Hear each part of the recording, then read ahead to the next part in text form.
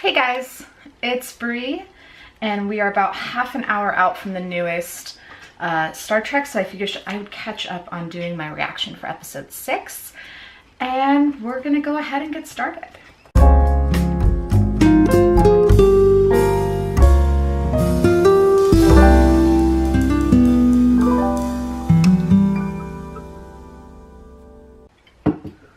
I came prepared tonight, but you may see kittens jumping all over. They are quite excitable tonight. I don't know why. They got loves and attention all day. I had a couple people ask me if I had bought CBS All Access for this, and the answer is yes. Yes, I got CBS All Access specifically for Star Trek. And let's go ahead. Lave is episode 6. We're gonna start playing. So T'Kuvma's elected leader has been overthrown. We have found a replacement for the tardigrade, but creepy mirror universe is now a possibility. Okay, so we're starting with Sarek. Kitten is not sure how she feels about Star Trek, but we'll make her a fan.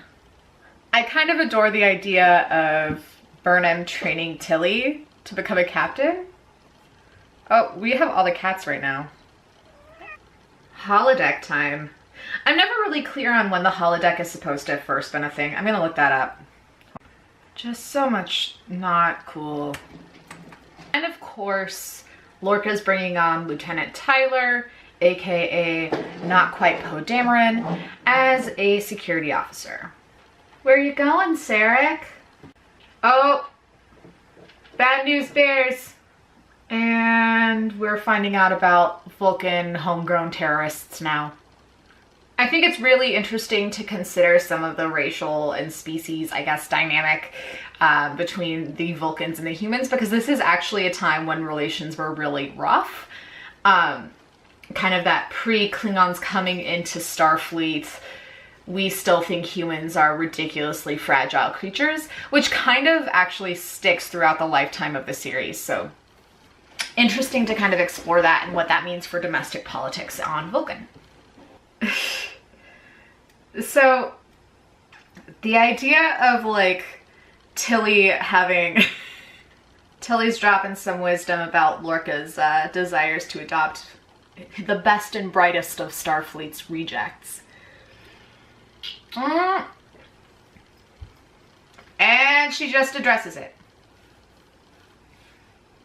She just walks right up to the new guy and is like, how many Klingons did you kill? Oh, Tilly.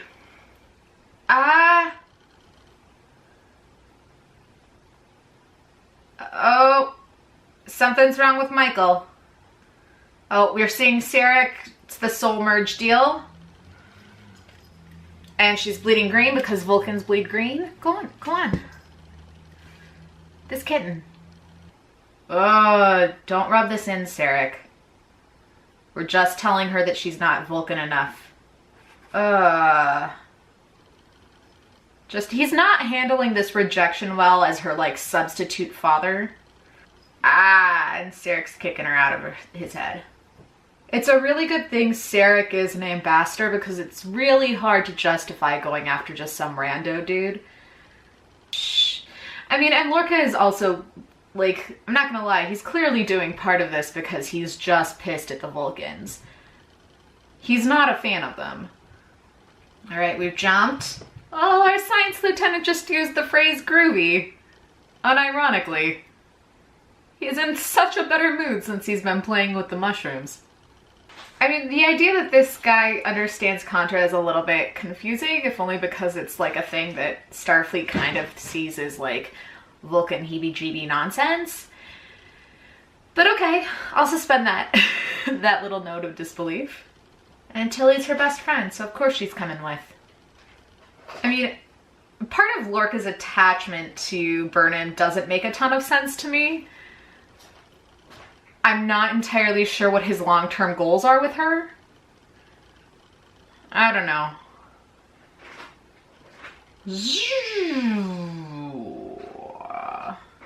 This Admiral is the only one who has any kind of sense in this so far. Because she's just you are out of control, Lorca. Something screwy up here. Oh, this is a bad idea. Don't drink with Lorca right now. Okay, second time into Sarek's mind. I feel really bad about Amanda because this was a sweet moment and now she feels probably so alone in defending this kid who's basically her daughter. And, oop, ah.